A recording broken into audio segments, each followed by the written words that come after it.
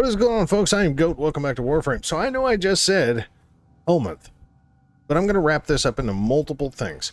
So there is one interesting thing with Earth, that once you complete the new war and then you do Veilbreaker. Okay, specifically once you do Veilbreaker, you have the Drifter Camp. Okay? I'm going to wrap Helminth and the Drifter Camp all into one thing. Because it all wraps up into what the hell is available with Helminth. Okay? So the Drifter Camp is basically just your damned orbiter, except you're in a camp. Actually, there's something I want to see over here really quick. Robean's still here. I know. Ordis is still here. Text says, I am, as always, your... Ordis. See, there for a minute, the stalker was hanging out here. He was like watching over Ordis. So anyway, yeah, so this is Call's Garrison, which, by the way, yes, I stuck a floof on the dude's head. So this is Call, this is Chipper. This is how you get Stynex, by the way. You have to do call missions. They're very annoying, they're very grindy, but you have to get stock in order to get all the components for them. So it's like you have to get, you know, extra stuff there, you gotta get extra stuff here, blah, blah, blah, blah, blah. You can also get the scout ship, which is what I usually run. You can get the Fog of War ephemera, get the Shardbane ephemera, the Shard Hex ephemera, plus the Agrit and the Aphentis. Yes, you can get all this stuff just by doing this. And then all three of the mission types you can get a capture if that's your thing. You don't like what I got, take it up with Carl. Shut up. No worries. And there's other things you can do here. So, like, you can track the Archons. You can do this through navigation, but these Archon missions give you Shard. Okay? This is why I came here for this particular thing, because you used to go through Chipper to do that. I tried cooking. Horik was very excited about it. How do I treat burns? Some of the shit these people say. They've been collecting veils. So yeah. So this is the Drifter Camp. See, scout ship. Hold on. Basically the whole scout ship right there, and then the fucked up looking scout ship. It's whatever. So we're gonna get out of the Drifter Camp, because I don't like it because of the little teleportation thing, but it's kind of whatever. Go back to our orbiter. Yes, we want to switch that because I like to be able to move through the ship easily. Thank you very much. And except for selling stuff, I just never do call missions anymore because, again, super grindy. But where this leads us, first of all, is Helminth. So, Helminth used to just be this weird seat that you come back here and just get the zit on your neck popped. And you had this weird-ass mouth. Now you can interact with it.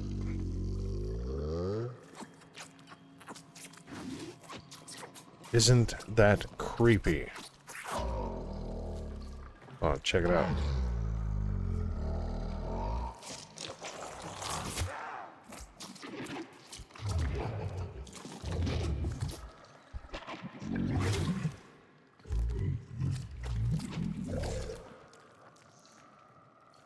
It likes Vulpaphilas and Predicites.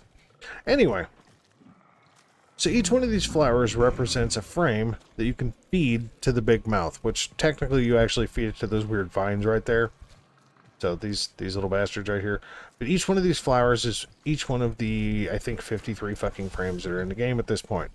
And what this does for you is that you get one of the abilities from that frame that you sacrificed. Okay? This is very important because some of these abilities suck, but like Airburst is a grouping ability. Aqua Blades can be fun, but it's kind of meh. If you have survivability issues, Blood Altar is not a bad idea because you can spike an enemy and give yourself an aura of healing.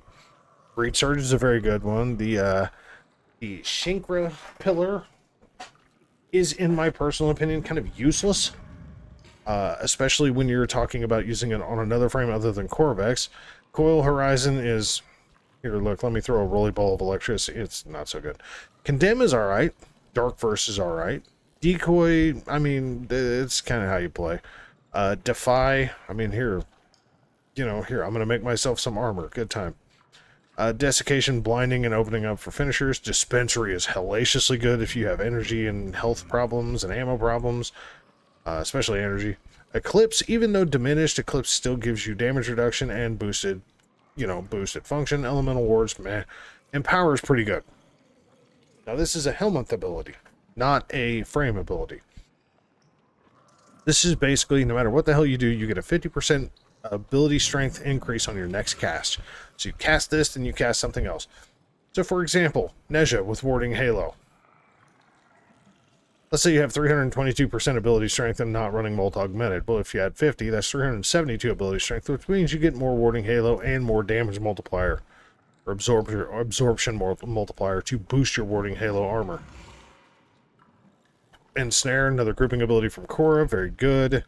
Fire Blast is kind of meh, it's alright. Fire Walker is surprisingly good because you do get a speed increase, but you also can cleanse status effects off yourself.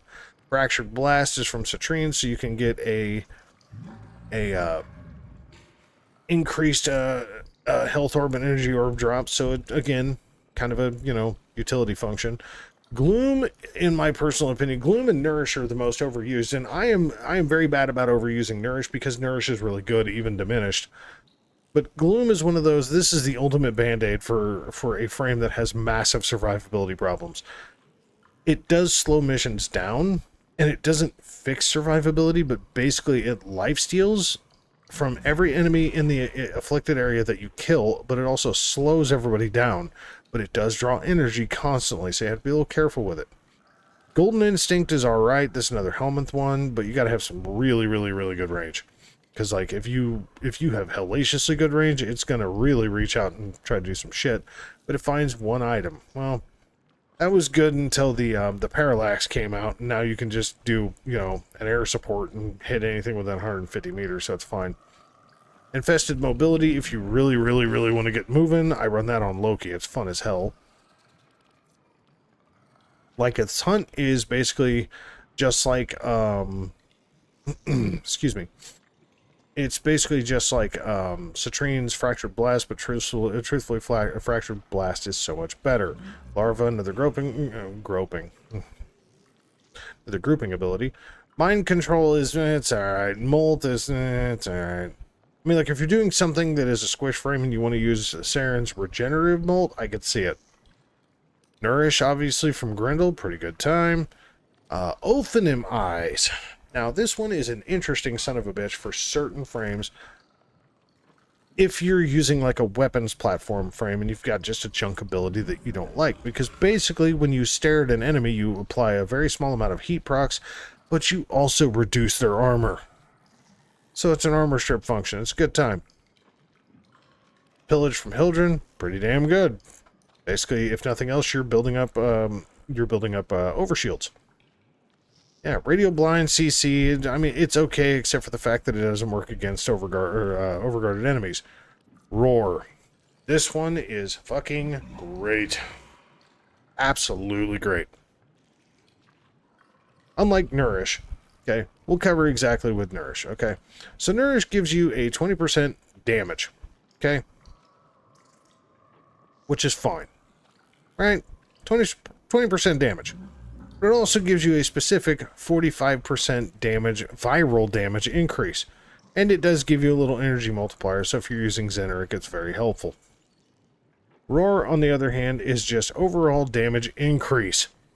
Now, what this applies to is not just your weapons. Like, Nourish is basically the damage is your ability strength. And then the viral damage is to your weapons. Roar is just universally, fuck you, I'm just going to boost everything. Have a nice day. Sentient Wrath is Caliban's stupid stomp ability. Shock is just CC again. Shooting Gallery, not so bad. If you have a frame that needs distance and you've already got range built into them and you've got a crap ability you want to get rid of, Shooting Gallery is a pretty good option. Jams up guns and gives you basically an attack of opportunity on enemies. Silence is exceptionally good for frames that are highly susceptible to being killed by Eximus. and being killed by sisters and liches. Yeah, this basically confuses the shit out of an enemy for a very short period of time, but also keeps enemies that can cast abilities from casting abilities while it's active. So when you're fighting your sister or lich, if you have silence on, they can't use abilities against you. It's a good time. Just putting that one out there. Take that one into consideration. Spectrage is very, very good for energy economy deficient frames when you're using Gara's Spectro. Siphon Augment. Spellbind. Status immunity. Good time. Tempest Barrage is kind of whatever. Terrify is an excellent armor strip because it does not require very much ability strength. Thorough Strike. Another armor strip, but also a self-heal as long as you strike an enemy with it. Thermal Sunder. Very, very good one for cold or heat proccing enemies. And it doesn't affect what it would normally do with like Gauss because you're not worried about a battery meter. Vile Rush is an interesting one because, especially the way cold damage works now, applying cold damage to enemies buffs your critical damage. So Vile Rush, if you have just an absolute dog shit ability on, you know, let's say a weapons platform frame that you're running crit weapons on, this is actually really good to run because you can buff the fuck out of your critical damage. Warcry is like there's a time and a place, right? So like the armor increase is basically basically allowing yourself for damage reduction. You know, the speed increase, that's nice. Decreasing the speed around you of enemies around you, it's okay. Well of Life is, I mean, if you're gonna do it, you might as well just do Blood Altar instead. It's whatever. Wrathful Advance. This is a crazy one. Okay, Kalervo's ability, even though it's diminished range and critical chance, 100% melee critical chance base with a duration of 10 seconds at a 12.5 meter range base. So basically what this does is whatever melee you're running, you can basically hit Wrathful Advance and zoom right to that motherfucker and hit him with a guaranteed 100% crit chance if you have no ability strength. And no ability range at 12.5 meters, and it lasts 10 seconds, so it gives you a massive buff to your heavy attack melee critical chance. Weird Size is basically a viral proc that also slows enemies down, so basically it swings around, and enemies around you get struck with it, they get slowed down and procced with viral. And then Zada's Whisper. This one is much like the Galvanized mods, to where it doesn't really work on everything, but what I have found is it works really funny on exalted weapons. So specifically with Titania and Mesa, it's actually pretty damn good. The other hiccup behind all of this is you see up here, Archon Shards. So Archon Shards. These are all buffs. Okay, so you have Crimson Shards. You can get critical melee critical damage, secondary status chance, secondary critical chance, ability strength, ability duration. It's a good time. Just saying, it's a good time. Amber Archon Charge. Energy filled on max energy filled on spawn. Effectiveness on health orbs. Effectiveness on energy orbs. Casting speed, parkour velocity. I'm gonna be honest. I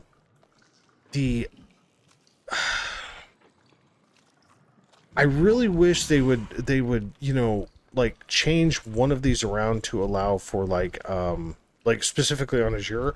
I would actually wish that they would take off the +5 health per second regenerated. I wish they would take that off and add for ability range, because we already have strength and we already have duration on one shard. Why not give us ability range instead of health regen on the other? I know this is the survivability shard. I understand that because it gives you health, shield capacity, energy max, armor, and then health regen. But truth be told, if they would put energy, you know, or like ability range, like hell, take off, you know, because it's got melee, primary, secondary on there, and then ability, strength, ability, duration. Okay. Couldn't we have just had a 6th? Is that hard? Just this shard have 6? I'd be fine with it. But then you have comboed shards. You have emerald shards. Toxin status effect buff. Recover 2 health each time enemies are damaged by toxin. Gain 10% gain ability damage by enemies that are affected by corrosive. Increase max stacks of corrosion by status by +2. So here's a hiccup, because corrosive got nerfed back in like 2019 or 2020 to where it would armor strip. It finally got back to the point to where the world has run full circle, and now corrosive can armor strip again. You just need more stacks. Emerald shards get you in a position to where you could do that without having to unload an entire weapon on an enemy. About 2 or 3 of these base shards, and it's, yeah, you're going to rip their armor right off of them. Topaz shards. So basically you gain health per enemy killed by blast damage with a max of 300. It's alright. It's not amazing, but it's alright. Regenerate shields when you kill an enemy with blast damage. Increase secondary critical chance by 1% every time you kill an enemy, and it maxes out of 50. You kill an enemy with heat, and it maxes out of 50%. Gain 10% ability damage on enemies affected by radiation status. So these are really, really specific criteria, right? The violet shards. I'm going to tell you right now, the violet shards have a few really, really wild options, okay? So, one, the very bottom one, health pickups, 20% energy, energy pickups, 20% health. Equilibrium. At the Tau Forge level, it's 30%. Gain 25% melee critical damage. When max energy is over 500, the damage boost doubles. Okay? So, imagine sticking 5 of these motherfuckers on a frame. Like Calervo. This dude does a whole bunch of crit chance. Well, now you can apply a whole bunch of crit damage.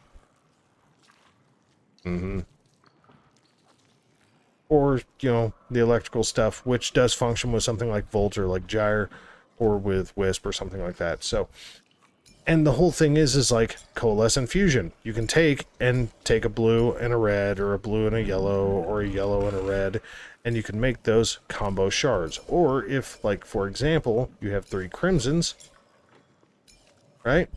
Do this. I have no problem doing this because honestly I was going to do this anyway. Oh, oops. Man, if I could spell. Duration, ability duration, ability duration. So yeah, here, we'll just... Oh, apparently I have to feed Fat Boy here. Sorry, give me a sec. Fucking hungry hippo over here. But see, this is the thing.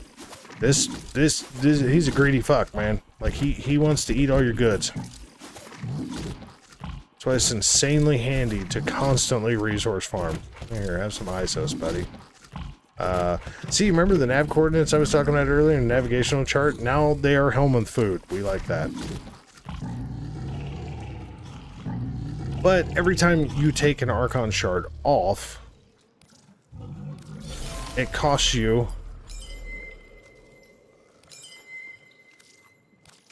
30% stuffs. So see, I get 1 more Crimson, and I can have all Tau Forged on here. But see, now my ability duration's up by another additional 5%. So regular does 10, Tau Forged does 15. So what that does for me is that gives me longer duration for like Storm Vuko, gives me longer duration for Wrathful Advance, and for, in this particular case of this build, Nourish. So yeah. So Wrathful Advance is now 16.75 with a 584% critical chance. Now, like I said, if I didn't do those 2 strength shards and I did 2 of those Violet Tau Forge shards for critical damage, that could be something, huh? Recompense is kind of whatever. Nourish, it puts me up to 41.88 seconds, so basically 42 seconds.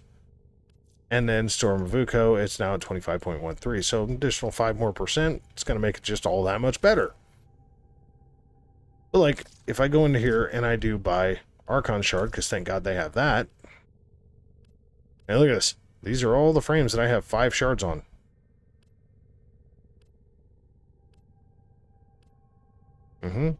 I've done a lot of shard farming. Oh, then 4, and then 3, 3, 3, 2. Some frames just don't require a lot. Like Limbo, he wants casting speed. He didn't really want anything else. Unless you just want to give him more health or energy on spawn or whatever. It doesn't really matter. Baruch really just doesn't need a lot, but you can. Varuna doesn't need a lot, but you can. Zephyr really doesn't need a lot, but you can. But yeah. Helminth and the Archon shards themselves. It's a thing. It's really, really, really a thing.